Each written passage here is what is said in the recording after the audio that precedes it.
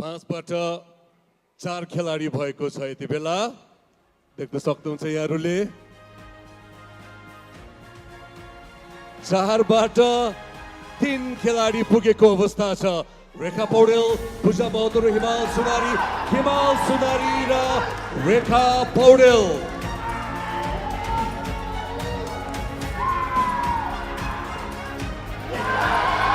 विजेता हिमाल सुनारी भलिबल 48.1% मत प्राप्त गर्दै भलिबलका हिमाल सुनारी एनएसए पल्स स्पोर्ट्स अवार्ड 2081 को पिपल्स चोइस अवार्ड का विजेता हुने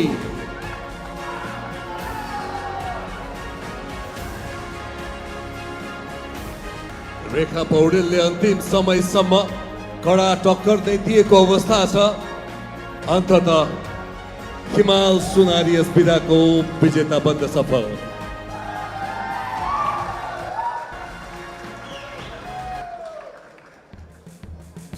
विजेता हिमाल सुनारी म यहाँलाई अनुरोध गर्न चाहन्छु आफ्नो तर्फबाट केही शब्द राखिदिनु हुनका लागि ग्रुप फोटो सेसन लगत्तै प्लिज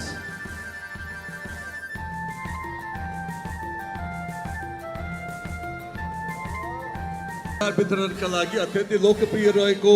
खल्तीबाई आइएमई का सिइओ आउनु भएको छ यसैगरी अत्यन्तै लोकप्रिय यति बेला हामी बुझ्न सक्छौं national security Player of the Year Female बधाई छ र हिमाल सुनारी यहाँलाई 2 शब्दका लागि अनुरोध गर्न चाहन्छु पोडियममा आइदिनु होला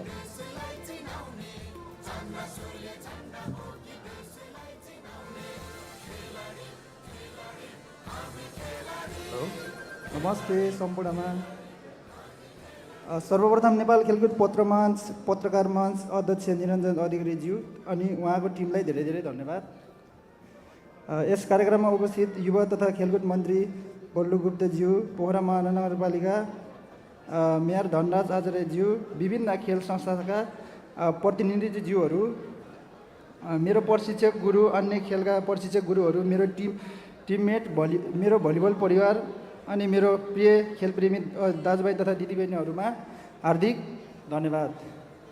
आज यो पल्सर स्पोर्ट अवार्डको पिपल चोइस अवार्ड हात पार्नु केवल मेरो ट्रफी पाउनको लागि मात्रै होइन यसलाई छातीमा टाँसेको जस्तै महसुस गरेको छु मलाई माया गरेर विश्वास गरेर भोट हाल्नुहुने सम्पूर्ण भलिबल दर्शक